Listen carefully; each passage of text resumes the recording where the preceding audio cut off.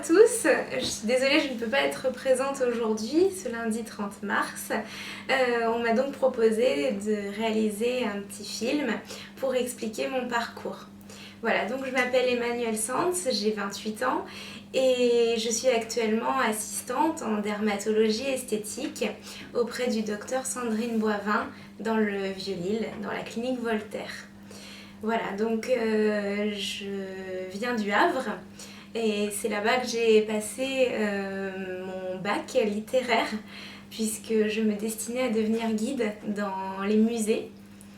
Après une année chaotique à Amiens, en fac d'histoire de l'art et d'archéologie, j'ai réalisé que je n'avais pas de débouché, je n'aurais pas d'avenir dans ce métier, donc j'ai décidé de me remettre en question et de trouver une autre voie. Et après une remise en question difficile, j'ai décidé de m'orienter vers le maquillage professionnel pour travailler dans le monde du cinéma, du théâtre. Il n'y a pas un diplôme officiel en fait, donc du coup c'était un peu dommage de s'arrêter à 20 ans, à 19 ans ou 20 ans, d'arrêter ses études. Donc j'ai décidé de passer tout de même un diplôme et ensuite de me spécialiser dans le maquillage. J'ai donc décidé de passer un BTS esthétique cosmétique. Je me suis tournée vers Lille parce qu'en Normandie, on ne proposait pas ce cursus.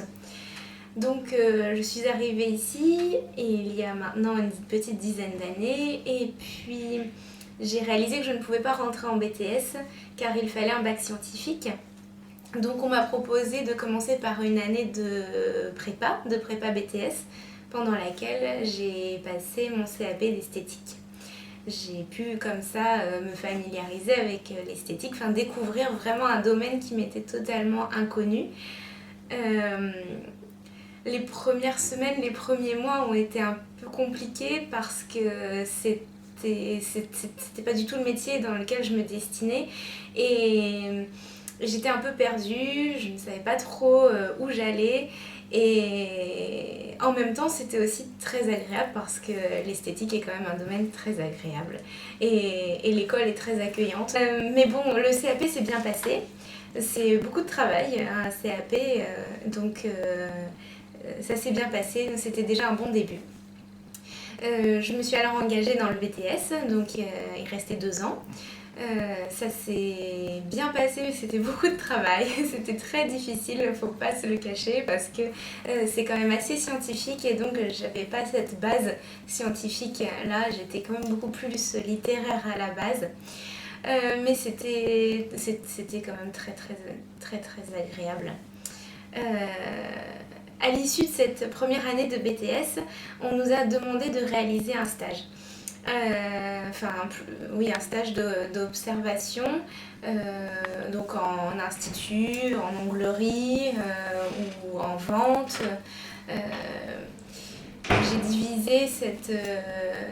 J'ai divisé ce stage en plusieurs phases. Enfin, j'ai fait un stage chez Sephora, j'ai fait un stage dans une onglerie. J'étais un peu perdue parce que j'ai vite réalisé que le maquillage de scène, finalement, ça ne me conviendrait pas.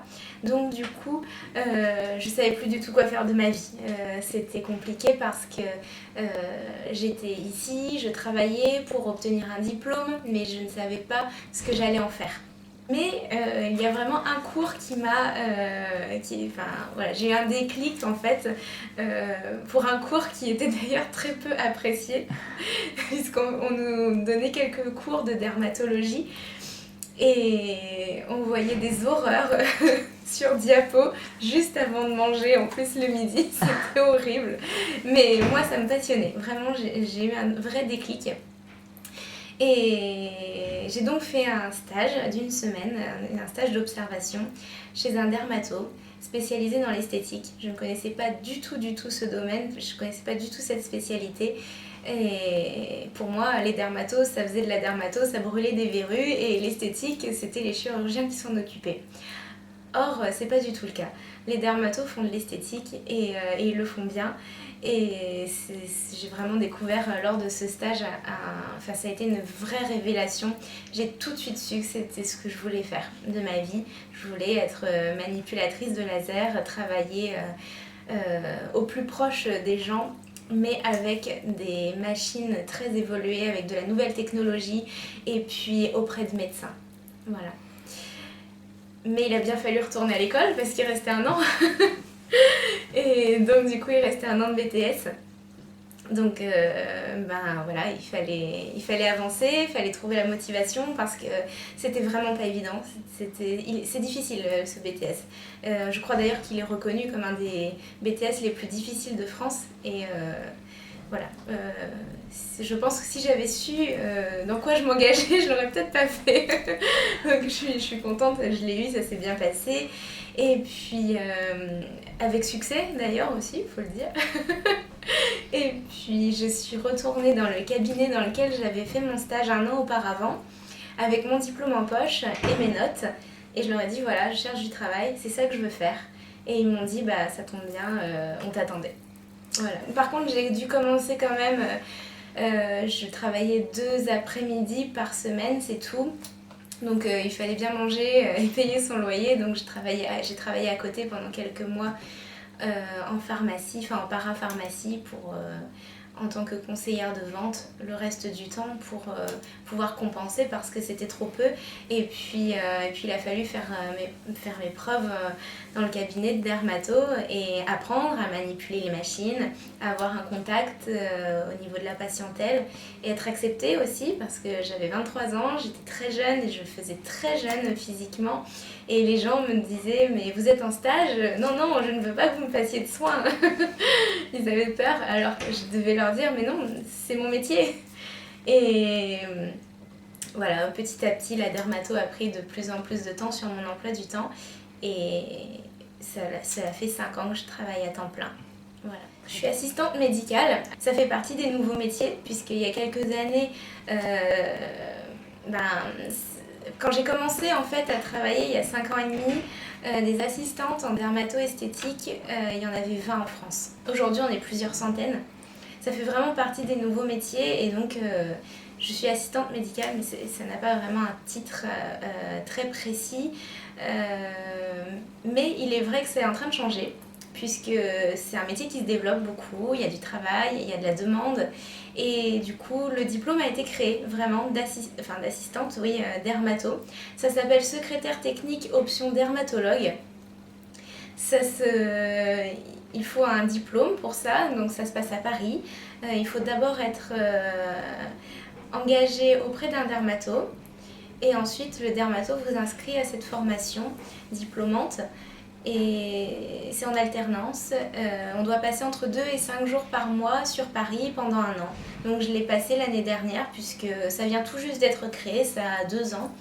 Donc aujourd'hui je suis diplômée.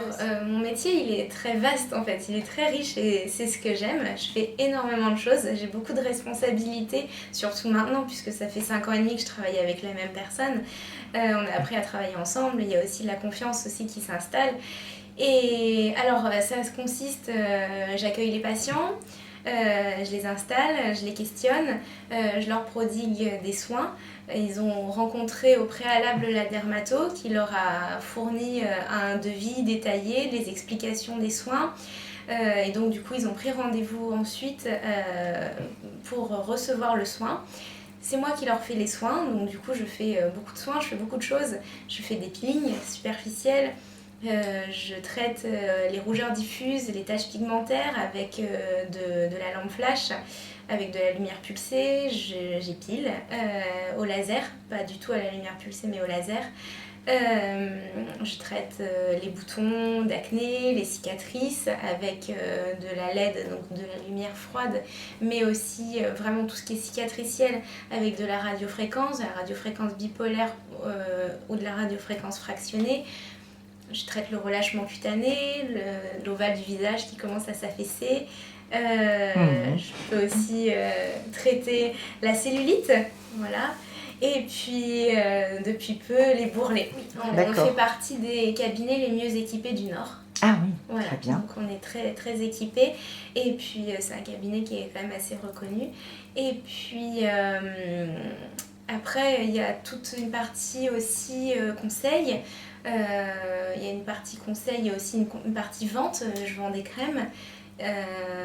Et puis, je dois savoir conseiller pour le maquillage.